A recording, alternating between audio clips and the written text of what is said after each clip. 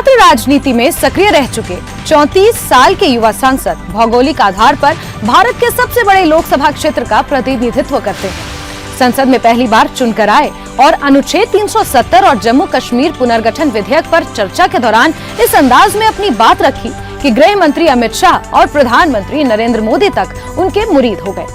जी हाँ, हम बात कर रहे हैं लद्दाख से बीजेपी के सांसद जामयांग सुरेंग नामग्याल के बारे में।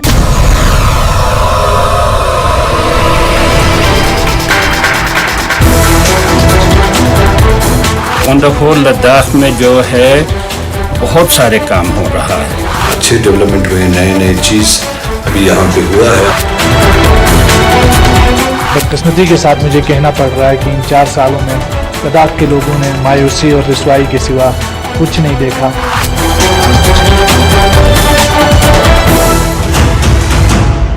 आइए सबसे पहले ये जानते हैं कि लद्दाख से बीजेपी के युवा सांसद जामयांग सुरेंग नामग्याल आखिर हैं कौन और कहां से इनकी राजनीति की शुरुआत हुई। 4 अगस्त 1985 को जन्मे जामयांग सेरिंग पूर्व में central institute of Buddhist studies के स्टूडेंट रहे और उन्होंने जम्मू विश्वविद्यालय से ग्रेजुएशन भी किया। लद्दाख से बीजेपी के सबसे प्रभावशाली नेता जेटीएन के नाम से भी मशहूर हैं। सक्रिय राजनीति में आने से पहले Jamyang Tsering all Ladakh student association के अलग अलग पदों पर रहे। कुछ वक्त तक लद्दाख के सांसद थुप्स्यान छिवांग के निजी सचिव के रूप में काम किया। साल 2015 में जामयांग सेरिंग ने लद्दाख स्वायत्त पर्वतीय विकास परिषद का चुनाव लड़ा और रिकॉर्ड मतों से विजयी हुई। जामयांग हिल डेवलपमेंट काउंसिल के 8वें चीफ एग्जीक्यूटिव काउंसिल भी बने। 2019 के लोकसभा चुनाव में बीजेपी ने जामयांग सेरिंग पर भरोसा जताते हुए उन्हें लद्दाख सीट पर प्रत्याशी बनाया और इसी सीट से सेरिंग विजयी हुई। जामयांग सेरिंग लद्दाख के उन नेताओं में से एक हैं जो लंबे वक्त से लद्दाख को केंद्र शासित राज्य बनाने की लड़ाई लड़ते आए हैं। लद्दाख भारत में सबसे लोकप्रिय ग्रीष्मकालीन स्थलों में से एक है। लद्दाख में देखने के लिए बौद्ध मठ और झीलों से लेकर वादियों और पर्वतों तक बहुत कुछ है। लद्दाख एक ऐसी जगह है जहां की प्राकृतिक खूबसूरती एवं मनोरम दृश्य टूरिस्टों को मंत्रमुग्ध कर देते हैं और यही वजह है कि कई टूरिस्ट बाइक से लद्दाख का टूर बनाते हैं और यहाँ की जगहों को एक्सप्लोर करते हैं। प्रकृति की गोद में समाये लद्दाख संसदीय क्षेत्र पर अब एक नजर डालते हैं। लद्दाख लोकसभा सीट में 4 विधानसभा क्षेत्र कारगिल, जंस्कार, लेह और नुब्रा आते। क्षेत्रफल के हिसाब से सबसे बड़ा लोकसभा क्षेत्र है लद्दाख। लद्दाख सीट का कुल क्षेत्रफल 59,146 वर्ग किलोमीटर है। विशाल भौगोलिक क्षेत्र होने के बावजूद मतदाताओं की संख्या मात्र 1,74,618 है। लद्दाख में सबसे बड़ा जातीय समूह बौद्ध है, जिनकी 77.30% आबादी है, जिसके बाद मुस्लिम 13.78% और हिंदू 8.16% है। लद्दाख में 43,558 पुरुषों के मुकाबले 43,601 महिला मतदाता है। 2019 लोकसभा के चुनाव परिणामों पर एक नजर डालें तो यहां बीजेपी उम्मीदवार जामयांग सुरेंग नामग्याल ने निर्दलीय उम्मीदवार सज्जाद हुसैन को 10,930 वोटों से हराकर जीत अपने नाम की। वहीं तीसरे स्थान पर निर्दलीय उम्मीदवार असगर अली करबलाई रहे। जामयांग सेरिंग नामग्याल बीजेपी कुल वोट 42,914, सज्जाद हुसैन निर्दलीय कुल वोट 31,984, असगर अली करबलाई निर्दलीय कुल वोट 29,365। सांसद जामयांग का मानना है कि अनुच्छेद 370 हटने और केंद्र शासित प्रदेश बनने के बाद अब लद्दाख का भविष्य सुनहरा है और उनका लक्ष्य भी लद्दाख को विकास की बुलंदियों पर ले जाने का है। ऐसे में बीते 5 सालों में सांसद ने लद्दाख के लिए क्या कुछ किया है और लद्दाख की जनता अपने सांसद के कामों से कितनी संतुष्ट है, आइए जानते हैं। Adumani mamia kurang nang yampo honorable MP साहब का जे डिमांड जो त्या नन्मे ngaja idga sal juste te demand bunga ja daksa supa pura mashkat ju ngaje MP साहब का tender rewa chon khoni i chasa supa i skalas bo i nyokta bo sel te ngaja idga suggest ke ngaje demand jo tsin daksa ka sale te wo ote ngaje ote demand bo man daksa supa pura mashkyo de ale ju tene tanga ta yongchis chan benanga ta te wo ngaja changme tender request in ngaje tender jua in ngaje phia seat po ma pomo jega seat po salgo se ngaje rewa in talo ilan bo ngaja salina sama dakta izo tigloch to ngaje daksa supa raskon sospena pomo jega seat masal kan moskela tene nge ibe skola te ngaje je dakpa pucha chikchig yang jua miro pomo ni ka ibe thokpena mios pa song kan bo te nga tang sangma jiksin jang ino yu pome ka mios pa chakan bo kasela इस बात पे मैं काबिल तारीफ करूंगी MP साहब ने इस साल जितने भी हज को गए हैं शायद 270 के करीब हज पे गए हैं। ये हमारे लिए बहुत ही मतलब काबिल तारीफ बात है। ये इस पे मैं एमपी साहब को शुक्रिया अदा करना चाहूँगी। MP skundun pep testing ne mane chaklesta mane gangshan zate no halale chisa thokne ngata mane zingura indo lam indo mane ka chamala skundun ma gela zate no halale tene te bang MP skundun la thungje cheju de jun samarak tene ngata ladang nang pe lada gompa yung se gompa chokdu se molam chen mo jane khonggo ne mane chaklet gangshan ji za halale tene mane gindun sangma chok chok ne thepkan sangma te sangmala mane korang master zaches tang aadhar card zaches tang ta pen zaches tang pen card zaches nang चिसंगमा खोने माने ग्याला जा झालाले तेबा निमान खो तुजे छेजु चेराक देने एमपेस कुन्दुन माने का मिलेब से you'll सांगमाला खोस्क्यो ते माने टुरांग माने कोरांग जिस तोक्ति सांगमा ग्याला जा झालाले तेने खो लांगे चिचिस कंजो चिगुं माने जुचे राखचे जुनांग ता आलादा सेनांगा माने कोरांग माने जमीनदार सांगमाला माने कोरांग दाखसांग ता राशन मन थोमिरु खालाले राशन माने ngalang ता समर थोबा पिन खरा थोबा पिन ड्रास पकपे चि समर थोबा पिन दाखसांग ता माने कोरांग लिप बान सोते दुगानो no tanga tang man zain ladak pa sangma rashan jigal tente justan mang poet ke halale dakse tus pe ka ngelba chan la lu chaji jik chupo wo chupe na mane song tang che thong duga no mane। अभी हम देखते हैं कि on the whole Ladakh में जो है बहुत सारे काम हो रहा है। तो जैसे कि हर फील्ड में हर डिपार्टमेंट में हम कहें तो बहुत कुछ हो रहा है। ऐसे काम भी हो रहा है जो कि पहले ऐसे कामों का जिक्र भी नहीं होता था। पूरे लद्दाख में सबसे ज़्यादा तो मैं ये बात देखता हूँ कि हर जगह जो है जो छोटे छोटे गाँव जो पहले सड़क के बगैर कट ऑफ रहते थे उन जगहों में बहुत सारे सड़कें बने हैं, बहुत सारे ब्रिजेस बने हैं। और साथ में जैसे कि MP साहब का कोशिश तो बहुत रहा है कि लद्दाख में सारे कम्युनिटीज़ के बीच में जो है उनके एस्पायरेशन को या उनके काफ़ी मांग होंगे अपने अपने कम्युनिटी लेवल पे, तो उनको पूरा करने की भी कोशिश हम देखते हैं। हर छोटे गांव में भी जाते हैं, बॉर्डर्स पे जाते हैं। हमारा लद्दाख जो है कम्युनल हार्मोनी या लोगों के बीच में भाईचारे के लिए माना जाता है। बाकी जैसे कि हमारे पास फंड्स भी बहुत है, काम भी बहुत हो रहा है। दुनियावी हिसाब से लद्दाख में अभी किसी भी चीज़ की कमी नहीं है, मैं समझता हूँ। अभी यही मैं शुभकामनाएं देना चाहूँगा कि MP साहब का जितना भी अभी टेन्योर छोटा सा बच्चा है उसमें वो और खूब मेहनत करें, जवान हैं, एंथुसियास्टिक हैं, जिससे कि लद्दाखी लोग MP साहब को आने वाले दिनों में बहुत ही एक अच्छा MP साहब के हिसाब से याद कर सकें। इंफ्रास्ट्रक्चरली बोले या इस तरह से अच्छे डेवलपमेंट हुए, नए चीज़ अभी यहाँ पे हुआ है और ख़ासकर यूटी बनने के बाद है। लेकिन हाँ, कुछ पॉलिटिकल इश्यूज हैं जिनको सेटल करने में अभी टाइम लगेगा। जो उनकी पार्टी का जो एक एजेंडा है, जो यूनिवर्सल बोले या हमारे हिंदुस्तान में हर जगह एक एजेंडा है, सबका साथ सबका विकास वाला, वो मेरे ख्याल से सही मानों में प्रैक्टिकली होना चाहिए। और लद्दाख में भी हम चाहते हैं कि वो प्रैक्टिकली एप्लीकेबल हो, तो इससे और लद्दाख जो है, जो मॉडर्न लद्दाख अभी यूटी बनने के बाद आगे जो हम जा रहे हैं उसको आगे लेने में काफ़ी मदद होगा।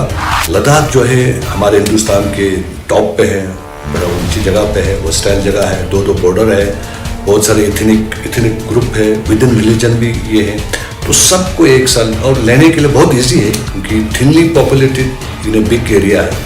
ले जाए तो मेरे ख्याल से बड़ा उनके लिए ब्राइट फ्यूचर है, उनकी पार्टी के लिए बड़ा ब्राइट फ्यूचर है।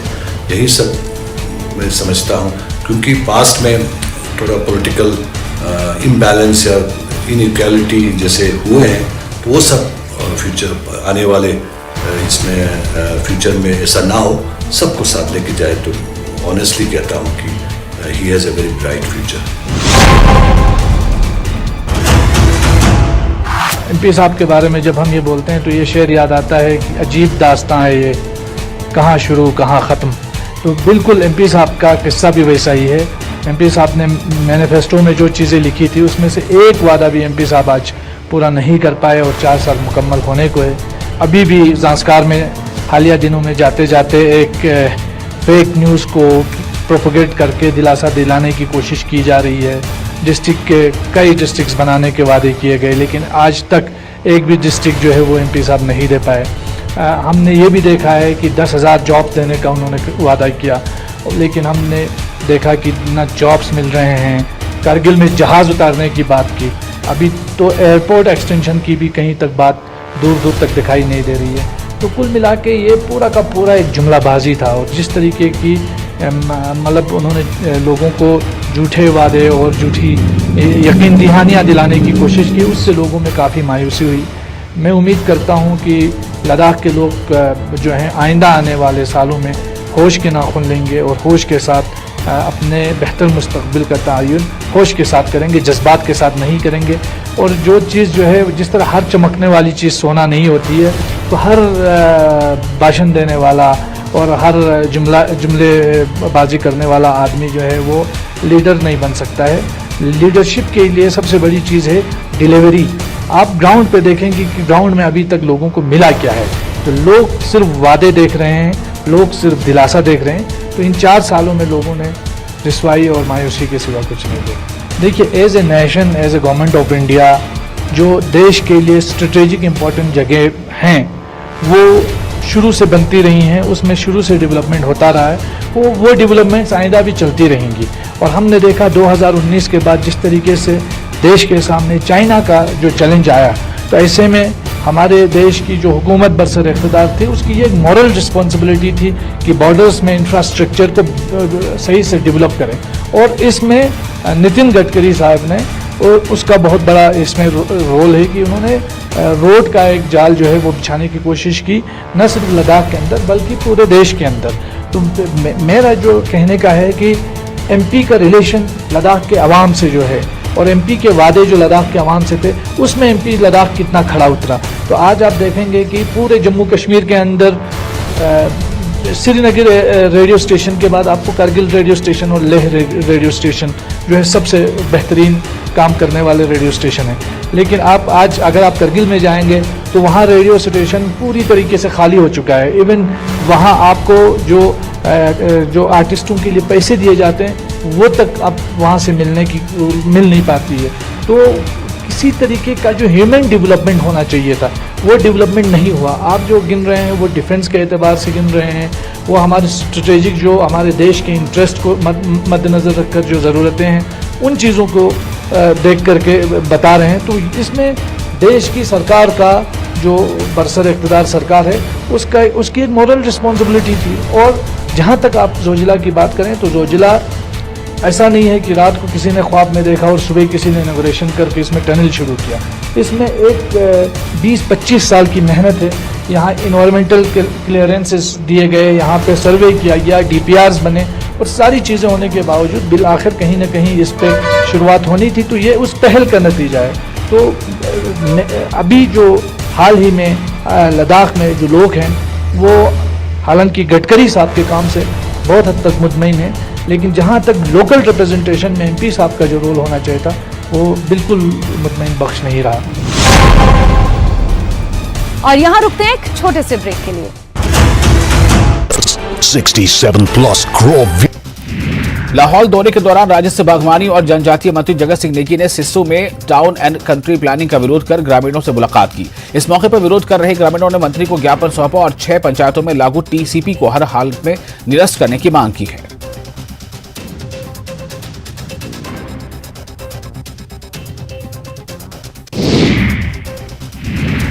शिमला के टाउन हॉल को निजी हाथों में देने के फैसले का पूर्व मेयर संजय चौहान ने विरोध जताया है और फैसला वापस लेने के लिए सीएम को लेटर भी लिखा है। जबकि इस मामले में मेयर सुरेंद्र चौहान ने कहा है कि निवर्तमान भाजपा के नगर निगम ने निजी हाथों में टाउन हॉल को सौंपा था। खराब सोलर सेल्स की रिसाइकलिंग की तकनीक आईआईटी मंडी ने ढूंढ ली है, जिससे खराब सोलर सेल्स को फिर से इस्तेमाल के लायक बनाया जा सकेगा। आईआईटी मंडी के मैकेनिकल और मटेरियल इंजीनियर स्कूल के एसोसिएट प्रोफेसर डॉक्टर सत्यशील रमेश पवार के नेतृत्व में रिसाइकलिंग की तकनीक के शोध को पूर्ण किया गया है। बिलासपुर में एक शख्स ने सरकारी आवास में धारदार हथियार से हमला कर एक युवक को घायल कर दिया। यह शख्स चोरी के इरादे से करियर बॉय के रूप में आया था। आपदा प्रबंधन प्राधिकरण ने सिरमौर में 3 दिवसीय विशेष कार्यशाला का आयोजन किया। इस कार्यशाला में विभिन्न विभागों के तकनीकी कर्मचारियों और पंचायत प्रतिनिधियों को भवन निर्माण संबंधी सुरक्षा जानकारी दी जा रही है।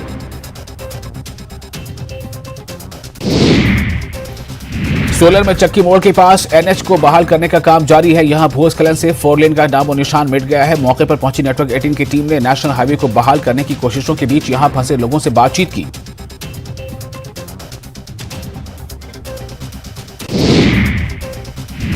कुल्लू और मंडी जिले की सीमा बचौरा कटौला सड़क मार्ग पर सवारियों से भरी टेम्पो ट्रैवलर हादसे का शिकार हो गई। इस हादसे में टेम्पो ट्रैवलर में सवार 24 लोग घायल हो गए, जिसमें गंभीर रूप से घायल 2 लोगों को कुल्लू रेफर किया गया है। कैबिनेट मंत्री हर्षवर्धन चौहान, रोहित ठाकुर और सीपीएस मोहन लाल ब्रागटा ठियोग विधानसभा क्षेत्र के दौरे पर पहुंचे। यहां उन्होंने सड़कों को किसी भी सूरत में बहाल रखने के अधिकारियों को निर्देश दिए। उन्होंने बताया कि क्षेत्र में सड़कें खुली रखने के लिए 36 जेसीबी मशीनें तैनात की गई हैं।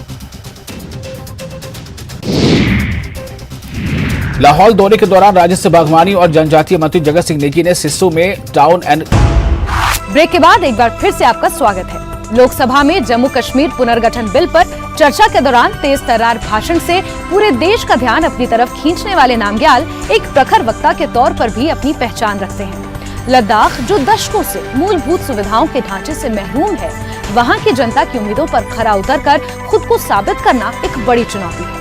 ऐसे में अपने 5 साल के कार्यकाल और जनता से किए वादों के बीच जामयांग सेरिंग नामग्याल खुद को कहां देखते हैं, आइए उन्हीं से जानते हैं।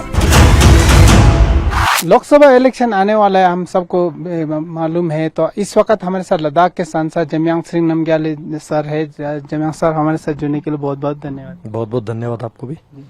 सर, आपका टेन्योर आप लगभग समाप्त होने वाला है, तो जो आपके टेन्योर में क्या क्या अचीवमेंट है, इसके बारे में थोड़ा हमारे व्यूअर को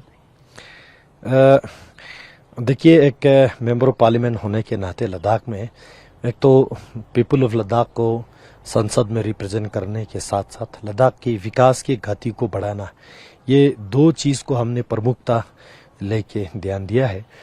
और वैसे तो अनगिनत काम हुआ है लद्दाख में, खासकर माननीय प्रधानमंत्री श्री नरेंद्र मोदी जी की लीडरशिप में जिस तरह धारा 370 खत्म करके और उसी के साथ लद्दाख का जो देरीना मांग 70 साल के मांग लद्दाख को यूटी करना था, वो प्रधानमंत्री मोदी जी ने हमारे टेन्योर रहते हुए सही टाइम पे जो है यूटी को सुनिश्चित किया। और साथ ही साथ वेल इन टाइम करने के वजह से इस यूटी को खड़ा करने में भी पूरे लगभग 4 साल हमको काम करने का जो मौका मिला। उसके बाद जो यहाँ जितने भी विकास, क्योंकि लद्दाख वालों का हमेशा एक शिकायत रहते थे कि जम्मू कश्मीर सरकार ने लद्दाख को स्टेप मदरली ट्रीटमेंट किया, डिस्क्रिमिनेट किया। ये 2 वर्ड्स जो है बहुत लद्दाख में मशहूर रहा। Discrimination in terms of fund allocation में हो या नौकरियां देने में हो या कोई भी रिसोर्स शेयरिंग में हो, हमेशा एक डिस्क्रिमिनेट किया है। और साथ ही साथ स्टेप मदरली ट्रीटमेंट जो कि लद्दाख को एक अनदेखी करके रखा। और लद्दाख को जब वो किसी भी स्टेज पे जो है लद्दाख को इक्वल शेयर जो है नहीं दिया। प्रधानमंत्री मोदी जी की लीडरशिप में हम सब मिलकर कोशिश किया कि लद्दाख को पहले से जो है ज्यादा मिले और लद्दाख को जितना डिजर्व बनता है वो मिले। आज आप देख सकते हैं, चाहे हमारे रोड कनेक्टिविटीज हो, ब्रिजेस हो, टनल्स बड़े बड़े जो है लद्दाख में बन रहा है, उसी तरह टेलीकम्युनिकेशन में हो, एयर कनेक्टिविटी में हो, उसी तरह बहुत सारे जो है अनगिनत काम जो है लद्दाख में हो रहा है। मैं आपको कुछ चीज़ें ऐसे, वैसे तो समय बहुत लंबा लगेगा लेकिन कम समय में आपको संक्षेप में बताऊं तो रोड कनेक्टिविटी में लद्दाख एक सीमा क्षेत्र है। यहाँ सीमा सुरक्षा को लेके सीमाओं को सड़क से जोड़ना अति आवश्यकता है, जिसको ध्यान में रखते हुए प्रधानमंत्री मोदी जी ने ये सुनिश्चित किया हमारे टेन्योर में जितने भी यहाँ जो है बड़े बड़े पासिस हो, खासकर जोजिला टनल लद्दाख वालों का, खासकर करगिल वालों का बेरीना मांग, उसको वो टनल जो है आज कंप्लीशन स्टेज पे है।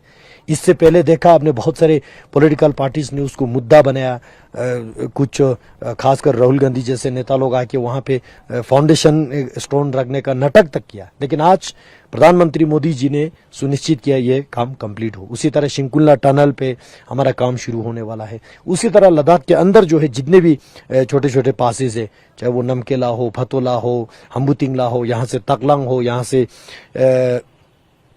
जो आगे जाके चंगला हो, यहाँ से खरदोंगला हो, इन सब को हम टनल के लिए अभी प्रोसेस में चल रहा है।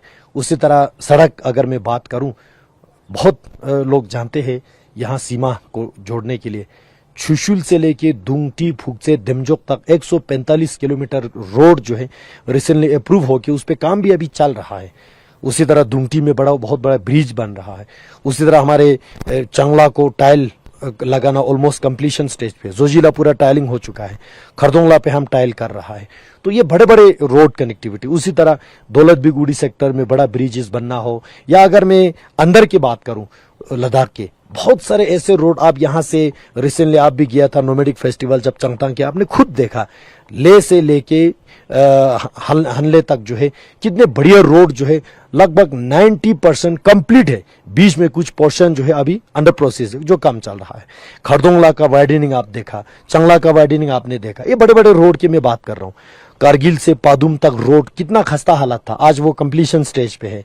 यहाँ से येमो पादुम दरचा बहुत देरी न मांग अटल जी ने शुरू किया था, हम उसको आने वाले मार्च में कनेक्ट करने जा रहा है। ये इसी तरह चाहे वो PMGSY में पहले काफी रोड का सैंक्शन है, इस बार हमने फिर 50 रोड का सैंक्शन लिया सेंट्रल रोड इंफ्रास्ट्रक्चर फंडिंग में। मैं केवल रोड, ब्रिजेस, टनल की बात कर रहा हूँ। उसी तरह टेली कनेक्टिविटी लद्दाख में, यहाँ आपको याद होगा एक दौर था कि 2G का BSNL चलता था, वो बीच में 15 दिन 20 दिन के लिए वो चला जाते थे। लोग पूछते थे क्या हुआ, तो कोई जवाब देते थे भाई जोजिला से फाइबर कट गया, फिर वो जुड़ने में 2-3 महीना लगते थे। आज डिजिटल इंडिया मिशन के तहत प्रधानमंत्री जी ने इंश्योर किया हमारे रिक्वेस्ट को स्वीकार करते हुए पूरे लद्दाख में 4G कनेक्टिविटी देने का। उसका लगभग 60% कंप्लीट हो चुका है। अभी 379 टावर जो है कमिंग दिसंबर 2023 तक हमने इसको कंप्लीट करना है। ये टेलीकम्युनिकेशन के मैं आपको संक्षेप में बता रहा हूँ। डेवलपमेंट आपने बहुत गिनाया, साथ ही साथ यूटी जो मिला 70 साल का लोगों का सपना था वो भी पूरा, लेकिन सबसे बड़ी मांग अभी जो लोगों में है, जो सेफ गार्ड को लेकर बहुत ही चिंतित है, इसके बारे में आप देखिए। प्रधानमंत्री नरेंद्र मोदी जी, भारतीय जनता पार्टी, हम सब इस पे प्रतिबद्ध है और हम सिंसियरली इस पे काम कर रहा है। हम इस जेन्युइन मांग को कंसिडर करते हैं और इसको आपने भी देखा पार्लियामेंट में इसको 2-3 दफा मैंने खुद उठाया, प्रधानमंत्री जी को भी चिट्ठी लिखा, गृह मंत्री जी से मिल के बार बार बात किया और हम इस पे कमिटेड है कि आने वाले दिनों में सही समय पे इसको हम सुनिश्चित करेंगे। यहाँ के जमीन के सेफ गार्ड को लेके, नौकरी को लेके, यहाँ के जो इन्वायरमेंट को लेके, यहाँ के ट्रेड एंड कॉमर्स को लेके, जितने भी जो लद्दाख के इंटरेस्ट के लिए हम बात कर रहे हैं वो सारा कॉन्स्टिट्यूशनली वेल प्रोटेक्टेड हम करेंगे और हम करने के लिए इस पे प्रतिबद्ध है। सर, दूसरा इश्यू जो रिक्रूटमेंट को लेके, खासकर गेजेटेड पोस्ट का अभी भी जो रिक्रूटमेंट रूल नहीं बना, तो रिक्रूटमेंट के बारे में आपने काफी चर्चा की कि इतना पोस्ट निकलेंगे, तो इस पे किस तरह से खड़े हो? देखिए, मैंने जो शुरू में कहा कि इतना पोस्ट निकलेंगे, मैंने जो नंबर दिया वो एक टोटलिटी में था और आज भी हम उसी पे कमिटेड है, उस पे काम भी शुरू हो चुका है। ये सब जानते हैं नया यूटी बनने के बाद हमारा अलग से रिक्रूटमेंट रूल होना होता है, हमारा अलग से रिक्रूटमेंट बोर्ड होना होता है। तो ये बनते बनते थोड़ा टाइम तो लगता है क्योंकि नया यूटी है, लेकिन इतना भी टाइम हमने नहीं लगवाया। बीते हुए 3 साल में हमने रिक्रूटमेंट रूल सारा क्लियर किया है लगभग करीब 2-4 डिपार्टमेंट को छोड़ के बाकी सारा कंप्लीट हुआ है। उसी तरह हमारे रिक्रूटमेंट बोर्ड बनने में टाइम लगता है, वो देख के हमने लगभग 700 पोस्ट जो है हमने एसएससी को दिया। एसएससी ने उसमें रिक्रूटमेंट का प्रोसीजर सारा शुरू किया। अनफॉर्चुनेटली उसमें थोड़ा कोर्ट का मसला भी आया, वो सब जानते हैं। अब वो उसको छोड़ के अभी एसएससी ने रिजल्ट डिक्लेरेशन का फास्ट फेज भी शुरू कर दिया है, तो वो सारा ऑनलाइन है, पाइपलाइन है, वो चल रहा है। उसी तरह डिस्ट्रिक्ट कैडर का ले करगिल दोनों का सारा जो है प्रोसीजर खत्म हो चुका है, अब उस पर अपॉइंटमेंट लेटर देना बाकी है। उसी तरह आपने देखा हमारे पुलिस का जो सबसे फास्ट ट्रैक में रिक्रूट यहाँ पुलिस का हुआ, 213 पोस्ट में कांस्टेबल का रिक्रूट हुआ। उसी तरह फायर में हो, कुक में हो, अदर सर्विसेज में पुलिस में काफ़ी रिक्रूटमेंट हुआ है। उसी तरह जेके बैंक में हमने लगभग 40 पोस्ट का रिक्रूट कर दिया है। उसी तरह जो सीआईएसएफ में हो या एसएसबी में हो लगभग 250 पोस्ट मीट कोविड टाइम पे जो है हमने यहाँ पे फिजिकल टेस्ट, रिटर्न टेस्ट सारा करा के वो रिक्रूटेड है। ऐसे नहीं है कि बिल्कुल कुछ नहीं हुआ है, बहुत कुछ हुआ है। अगर आप पिछले सालों का आंकड़ा देखेंगे, जब यूपीए का दौर था, कांग्रेस एनसी का हुकूमत था, 10 साल का आप आंकड़ा निकाल के देखेंगे, पूरे 10 साल में 2800 ही जॉब लद्दाख से लगते हैं। हमने इसी दौर में जो है बहुत लगाने का हमने कोशिश किया और बहुत सारे लगे भी चुके हैं, काम कर रहे हैं हमारे लोग। ऐसा नहीं कि बिल्कुल बेरोजगार हमने फेंक के रखा और उनको परेशानी ना हो और हमारे एडमिनिस्ट्रेशन भी ठीक से चले। ये टेम्परेरी मेजर के लिए आउटसोर्सिंग में भी लगभग थाउजेंड्स ऑफ हमारे यूथ जो है काम कर रहे हैं। सर, एयर कनेक्टिविटी लद्दाख के लिए एक मेन इश्यू रहा है। आप खासकर इस वक्त भी आप देखें तो एयर फेयर 10,000 से 15,000 और विंटर में जब रोड बंद हो जाए ये सिचुएशन और भी खराब। तो गवर्नमेंट या आपकी गवर्नमेंट किस तरह से लद्दाख के ये प्रॉब्लम को सुलझा सकते? देखिए, हर चीज को आपको एक कंपैरिजन मेजर से देखना चाहिए। जब यूपीए सरकार था तो एयर कनेक्टिविटी इससे भी खस्ता हालात था। हमने कोशिश किया, आज के डेट में ले में लगभग जो है कुल मिला के, कल रिसेंटली मैंने यहाँ एयरपोर्ट एडवाइजरी कमेटी का जो मीटिंग लिया उसमें हमने पूरा जायजा लिया कि इशू कहाँ है। कुछ महीने पहले जो गो एयर डाउन होने के कारण से कुछ इशू आया, गो एयर का लगभग 4-6 फ्लाइट यहाँ चलते थे, वो सारा स्लोड जो है हमने अदर एयरलाइंस को देके अभी वो सारा गैप फिल किया है। तो आज के डेट में मैं कह सकता हूँ लगभग ले में डेली जो है 18-19 फ्लाइट जो है यहाँ चलते हैं डेली। फिर भी डिमांड जो है बहुत है, क्योंकि Ladakh one of the best tourist destination है। समर में टूरिस्ट का यहाँ पे डिमांड होते हैं, विंटर में हमारे लोग यहाँ से कोई पिलग्रिम्स के लिए जाते हैं, कोई दिल्ली चंडीगढ़ बैठने जाते हैं, तो यहाँ से डिमांड राइज होते हैं। ये बातें हम भारत सरकार के साथ बार बार रखते हैं। हमारा अनफॉर्चुनेटली ये एयरपोर्ट जो टर्मिनल कंप्लीशन में कोविड के कारण से इसको डिले हुआ, अदरवाइज आज के डेट में ये एयरपोर्ट का और बे एक्सटेंशन कंप्लीट होता तो हम और भी एयरलाइंस यहाँ पे इंट्रोड्यूस कर पाता, जिससे ये मसला खत्म हो जाता। हम अभी भी पॉजिटिव है और कॉन्फिडेंस है, आने वाले सालों में जब ये टर्मिनल बिल्डिंग कंप्लीट खत्म हो जाएगा, बे एक्सटेंशन अभी जो पुराना टर्मिनल है उसको हटा के वहां पे जब बे बनेगा, तो बे एक्सटेंशन के साथ हम आज 18-19 फ्लाइट की बात करते हैं, तो लगभग 33 फ्लाइट जब यहाँ चलने लगेगा तब जाके ये एयर फेयर में सुधार आएगा, कनेक्टिविटी में कंप्लीट सुधार आएगा। अभी भी हम सुधारने की कोशिश कर रहा है, लेकिन ये अल्टीमेट गोल तक पहुंचने के लिए लगभग 8-9 महीना लगेगा। उस चीज के लिए हम पूरी प्रयत्न कर रहे हैं। और हमारे इस खास पेशकश में आज के लिए बस इतना ही। अगले हफ्ते फिर हाजिर होंगे एक नई एक्स-रे रिपोर्ट के साथ। मुझे दीजिए इजाजत, नमस्कार।